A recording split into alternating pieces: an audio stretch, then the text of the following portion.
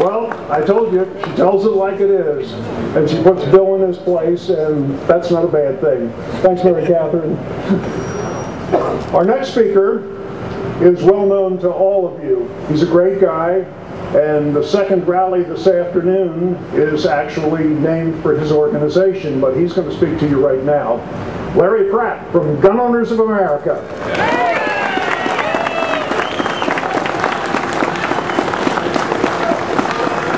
Hello, Virginia gun owners. Good to see you here. I wanted to take a look at one specific measure that we're doubtless going to have to deal with in this session of the legislature, the so-called gun show loophole. Now, when we're talking in government centers, loopholes really only have one meaning, and that means they want to close off some of your freedom, or maybe all of it if they can argue the loophole big enough.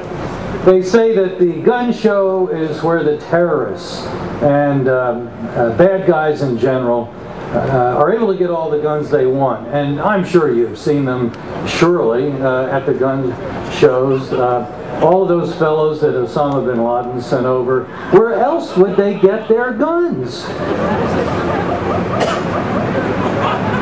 So actually, if the gun show loophole is what causes crime, it seems to me then that cars cause speeding, pencils cause misspelling, and spoons made Rosie O'Donnell fat. A little takeoff on our t-shirt, which you're welcome to buy at gunowners.org. Are commercial announcements allowed on this non-profit? Anyway. It's interesting that even the infamous Bureau of Alcohol, Tobacco, Firearms, and Explosives, in doing a study of gun shows and other sources of guns that had ended up being used by criminals in crime, sometimes referred to as crime guns, as opposed to all the other guns that didn't come out of the same mother and are not crime guns. These guns that are used in crime that come from gun shows apparently are well less than 1%. So closing the loophole is really not going to even touch the declining crime problem in America. Of course, what will touch it is what Mary Catherine was talking about. You end the cycle of violence when you end the violators. That's pretty simple. And there's been a question that's always puzzled me. If the gun show loophole, or indeed background checks in general, are the solution to the crime problem, and the Centers for Disease Control and the National Academy of Science both say nay, that the Brady Law has had zippo impact on crime. It's not a crime-fighting measure.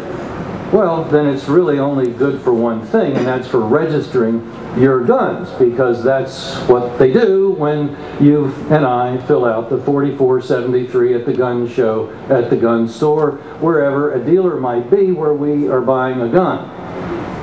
And we're told that somehow that's going to be solving crime when we know it doesn't, and begging the question that if this is really such a cool thing, then how come a gun ban on an island in England has only resulted in more crime committed with more guns in the hands of more criminals? Doesn't seem like a good plan, and until they can answer how that happens, why should we even listen to them seriously about the need to close off the gun show loophole? They want to register guns. That's what this is all about. That's what they are after. They want to get rid of all private transactions. Privacy is only good for people committing abortion. It's not good for people exchanging firearms, apparently. Consider that in Hawaii and in Canada since the 30s they've had handgun registration, and I'll tell you what, there's a real loophole there. They have not solved one crime with their registry. This is not crime fighting we're talking about. If we were talking about crime fighting, we'd be talking about getting rid of gun-free zones. We'd be talking about getting rid of the gun-free zone at Virginia Tech. Now, you notice...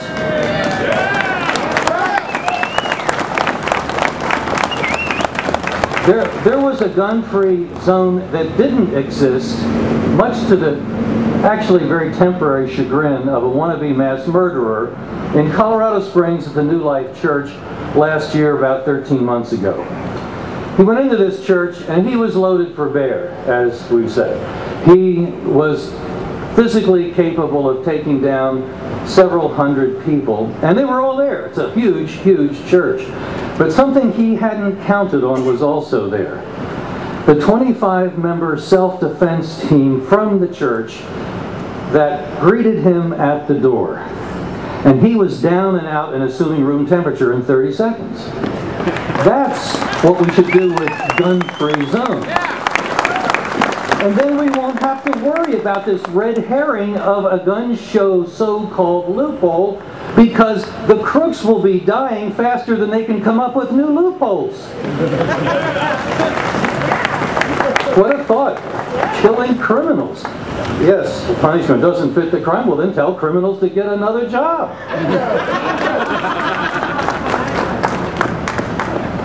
Actually, you know, they don't have any rights. When they have presumed to attack a victim, gonzo. So that's, I think, the law from time immemorial. I think we need to be resolved that we're going to tell the bureaucrats that somebody sitting in an armchair in an air-conditioned office deciding whether or not a member of the public, a peaceful citizen, can have a gun, and that must prove themselves innocent before they can transact something protected in our Constitution, that's just wrong. What the bureaucrats are really saying is that they can sit in judgment over who is worthy to protect their life, indeed, who is worthy to live.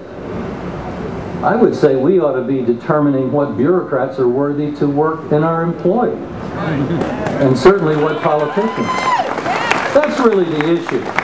People that don't like free people, that don't really give a never mind whether you live or die, those people, to the extent they're not in office, should be ignored, and to the extent they're in office, as Ken Cuccinelli was saying earlier, we need to seek other avenues of employment for them. And we have that opportunity this coming November, and hopefully in between, we're going to tell the legislature effectively, stand down, chill out, we can take care of ourselves, and guess what? We're the first responders. We will be at the scene of the crime when a criminal attacks. Hopefully, we're going to be there with all of our rights, exercising all of our rights, and then hopefully everything turns out well. Thank you so much, God bless you, and have a good day here.